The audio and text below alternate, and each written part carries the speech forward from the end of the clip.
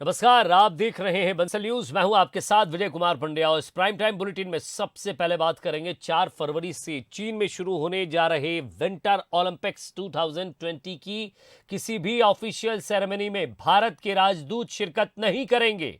विदेश मंत्रालय ने गुरुवार को यह जानकारी दी है। मंत्रालय के प्रवक्ता अरिंदम बागची ने कहा, यह अफसोस की बात है कि चीन ओलंपिक गेम्स के बहाने सियासत कर रहा है। बीजिंग में हमारे कार्यवाहक राजदूत इन गेम्स की ओपनिंग या क्लोजिंग सेरेमनी में हिस्सा नहीं लेंगे। भारत ने विंटर ओलंपिक्स के बायकॉट का फैसला उन रिपोर्ट्स के बाद किया है जिसमें बताया गया था कि चीन ने खेलों के टॉर्च रिले में एक ऐसे कमांडर की फाओबो को मशाल सौंपी जो 2020 में हुए गलवान घाटी संघर्ष में शामिल था। भारत के अलावा अमेरिका समेत कई देशों ने विंटर ओलंपिक्स के डिप्लोमेटिक बॉयकॉट का फैसला किया है। फाबाओ ने बुधवार को टॉर्च रिले में शिरकत की थी। गुरुवार को भारत ने इन खेलों के डिप्लोमेटिक बायकॉट का फैसला किया।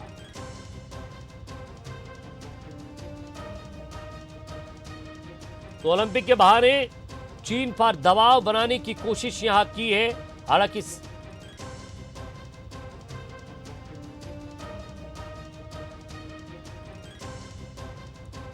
तो फाओबो आपको बता दें कि गलवान घाटी के अंदर जिस तरह से सेना के जवानों के साथ संघर्ष हुआ था, ये कमांडो था वहां और उस संघर्ष में शामिल था और इसी को लेकर भारत ने यह फैसला लिया है और भारत के साथ साथ कई देशों ने भी इसका समर्थन किया है।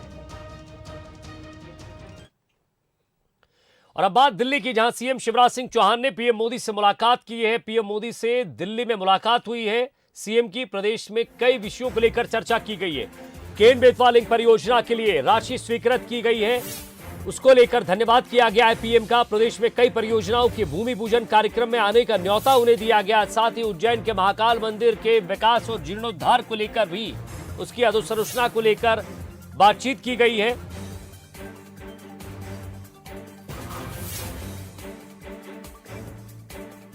तो प्रदेश में कई तरह की परियोजनाओं के भूमि पूजन का कार्यक्रम में आने के लिए न्योता दिया गया है यहां प्रधानमंत्री नरेंद्र मोदी को।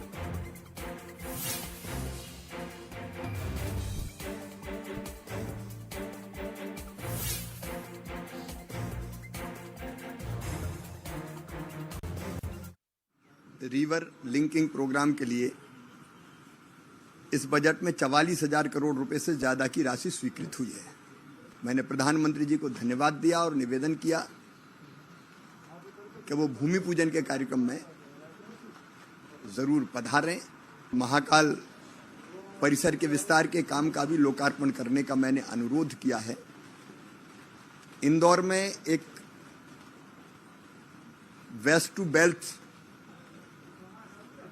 पीएम की प्रेरणा से ही उस मंत्र पर अमल करते हुए हमने गीले कचरे से सीएनजी बनाने का प्लांट लगाया है। उसके लोकार्पण का भी निवेदन माननीय प्रधानमंत्री जी से किया है। मध्य प्रदेश में हमने तय किया नर्मदा किनारे 5 किलोमीटर दाएं तट पर, 5 किलोमीटर बाएं तट पर मध्य प्रदेश सरकार खुद पहल कर रही है प्राकृतिक खेती की, ताकि केमिकल फर्टिलाइजर से मुक्त करके हम लोगों के और धरती के स्वास्थ्य की भी रक्षा कर सकें। कृषि उत्पाद के निर्यात पर भी मैंने विस्तार से चर्चा भी की है, जानकारी भी ली है। और अब बात इंदौर की, जहां सीएम शिवराज सिंह चौहान इंदौर पहुंचे हैं। मंत्री उषा ठाकुर के निवास पर पहुंचे सीएम शिवराज। सीएम ने मंत्री उषा ठाकुर की माताजी को श्रद्धांजलि दी है।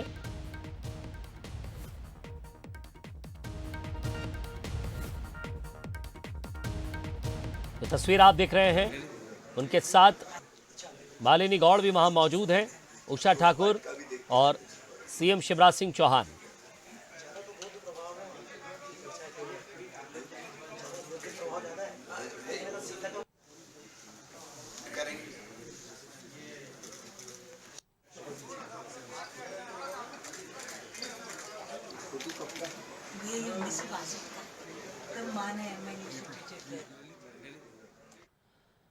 और बात भोपाल की जाए, एमपी विधानसभा का बजट सत्र 7 मार्च से शुरू होगा। बजट सत्र 7 से 25 मार्च तक विधानसभा का बजट सत्र चलेगा। बड़ी खबर आपको बता रहे हैं, जहां इस बार 7 मार्च से शुरू होगा और 7 से 25 मार्च तक यह बजट सत्र चलेगा।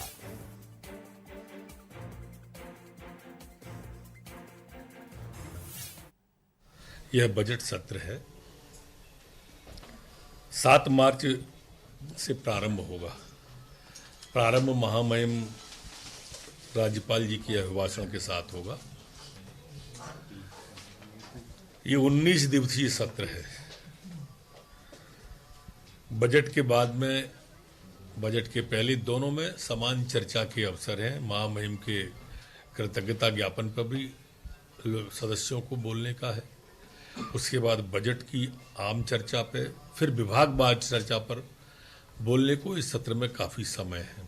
प्रश्नकाल के माध्यम से आज से प्रश्न लगना प्रारंभ हो गए हैं। शून्यकाल के माध्यम से, ध्यानाकर्षण के माध्यम से भी जनहित से जुड़े मुद्दे उठाए जा सकते हैं। आज विधिवत अधिसूचना उसकी जारी हुई। और वहीं सत्र में क्या कुछ खास रहेगा, इसको लेकर विधानसभा अध्यक्ष गिरीश गौतम से बात की हमारे विशेष संवाददाता मनोज सैनी ने।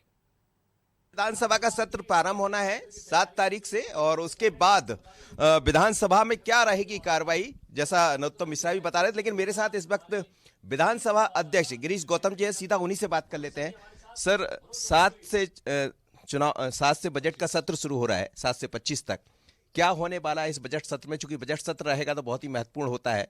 क्या कुछ और क्या माना जाए कि तारीख बिल्कुल तय हो गई, 7 से शुरू हो जाएगा? आज से अधिसूचना गवर्नर साहब के हस्ताक्षर होकर के जारी हो गई।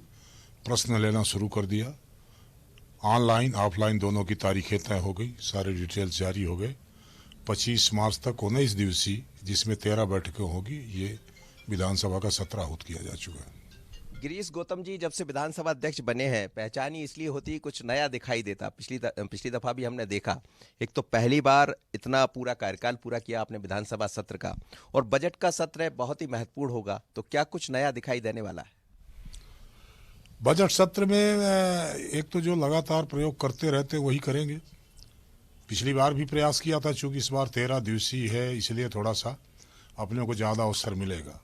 एक तो प्रश्नकाल को सुचारू ढंग से चलाना, उसी समय विधायकों को अवसर मिलना, और उसका जैसे पिछली बार हमने प्रयास किया था, इस बार उसको सख्ती से लागू करूंगा कि प्रश्नों को, उत्तरों को दोहराने नहीं दूंगा, उसको रोक लगाने का प्रयास करूंगा, जिससे प्रश्नों के आधार पर जो पूरक प्रश्न बनता हो, केवल उसी सवाल को विधायक पूछे, जिससे मंत्री को भी उत्तर देने में सुविधा होगी और जल्दी उस प्रश्न के उत्तर का निराकरण हो सकेगा।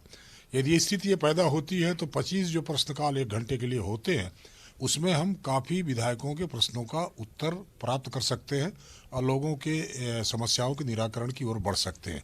इसलिए इसको सख्ती से लागू करने का प्रयास करूंगा। को 7,000 रुपए की राशि दी जाएगी। राहुल गांधी ने मंच से राशि बढ़ाने की बात कही थी। भूमिहीन मजदूरों को 6,000 रुपए की जगह ये राशि 7,000 की जाएगी। आपको बता दें कि आज ही राहुल गांधी ने जब मंच से ये कहा था कि थोड़ा बहुत इसे बढ़ा दीजिए, तो उन्होंने खड़े होकर इस बात की हामी भरी थी, ताली बजाकर इस बात का स्वागत भी किया था। चीफ मिनिस्टर ने कहा 6,000 रुपए साल के 3 किश्तों में। बघेल जी थोड़ा बढ़ा दीजिए, थोड़ा सा बढ़ा दीजिए। हाँ? मतलब मेरा काम बात को थोड़ा और आगे बढ़ाने का है। उन्होंने बढ़ाने कहा है, तो उन्होंने कहा कि 6,000 से बढ़ा के 7,000 करिए, तो निश्चित रूप से नेता का आदेश है, उसका पालन करेंगे। उन्होंने बढ़ाने कहा है, तो उन्होंने कहा कि 6,000 से बढ़ा के 7,000 करिए, तो निश्चित रूप से नेता का आदेश है, उसका पालन करेंगे। और कांग्रेस सांसद राहुल गांधी रायपुर से दिल्ली के लिए रवाना हुए हैं। इस दौरान उनके साथ CM Bhupesh Baghel, PCC chief Mohan Markam सहित कई कांग्रेस नेता मौजूद रहे। मोहन मरकाम ने कहा कि राहुल गांधी से कई विषयों पर चर्चा की गई है। इसके साथ ही स्व सहायता समूहों को कैसे आत्मनिर्भर बनाया जाए, इस पर भी बात की गई है। मोहन मरकाम ने कहा कि भूपेश सरकार गांव के विकास और समृद्धि के लिए लगातार काम कर रही है।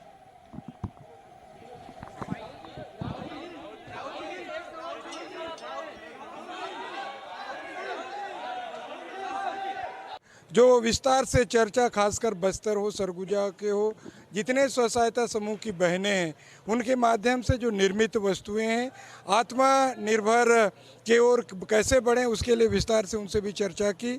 महात्मा गांधी जी कहते थे भारत की आत्मा गांव में बसती है।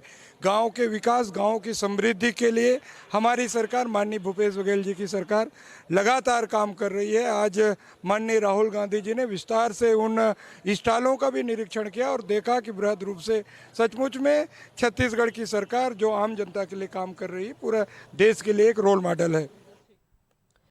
और इधर रायपुर में राहुल गांधी ने बधाई और शुभकामनाएं दी है। मुख्यमंत्री के बेटे चैतन्य को विवाह के लिए बधाइयां दी है। मुख्यमंत्री भूपेश बघेल के बेटे हैं चैतन्य, उनका विवाह है रविवार को और ऐसे में राहुल गांधी ने बधाई एवं शुभकामनाएं दी हैं।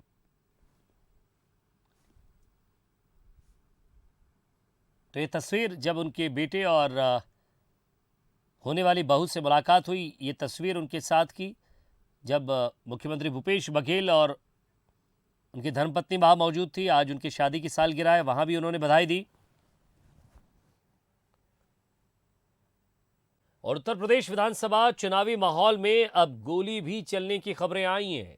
दावा एआईएमआईएम प्रमुख असदुद्दीन ओवैसी ने किया है। अपने कार्यक्रम को खत्म करके मेरठ से दिल्ली लौट रहे ओवैसी की गाड़ी पर 3 से 4 राउंड फायर हुए हैं। असदुद्दीन ओवैसी ने खुद ट्वीट कर गाड़ी पर गोलीबारी का दावा किया है। ओवैसी ने ट्वीट कर लिखा, कुछ देर पहले सीजारसी टोल गेट पर मेरी गाड़ी पर गोलियां चलाई गई, 4 राउंड फायर किए गए। 3 से 4 लोग थे, सब के सब भाग गए और हथियार वहीं छोड़ गए। मेरी गाड़ी पंचर हो गई, लेकिन मैं दूसरी गाड़ी में बैठकर वहां से निकल गया। हम सब महफूज हैं। वैसे कुछ ही घंटे बाद ओवैसी मीडिया के कैमरे के सामने भी आकर बयान देते दिखे हैं।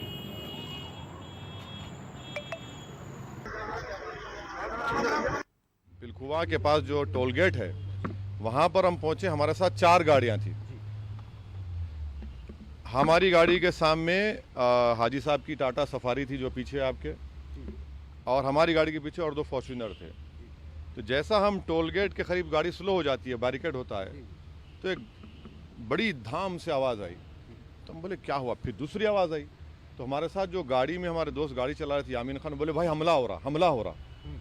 तो हमारी गाड़ी से उन्होंने बड़ी क्विक थिंकिंग से इस गाड़ी को पुश किया, ये सफारी को, और वहाँ से निकले। फिर और एक आवाज़ आई, जब हम निकल रहे तो एक और आवाज़ आई।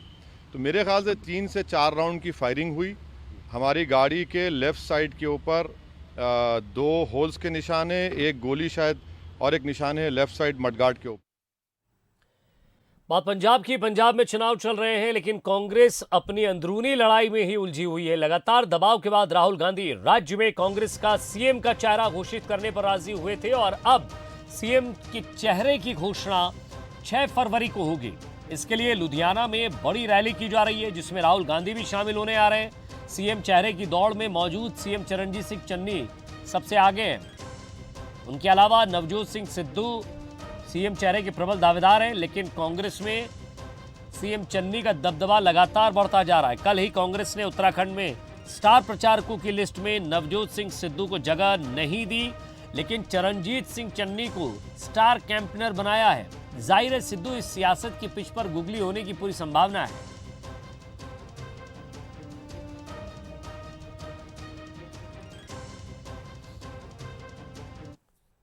तो खबरों का सिलसिला लगातार जारी रहेगा। प्राइम टाइम बुलेटिन में फिलहाल इतना ही। नमस्कार।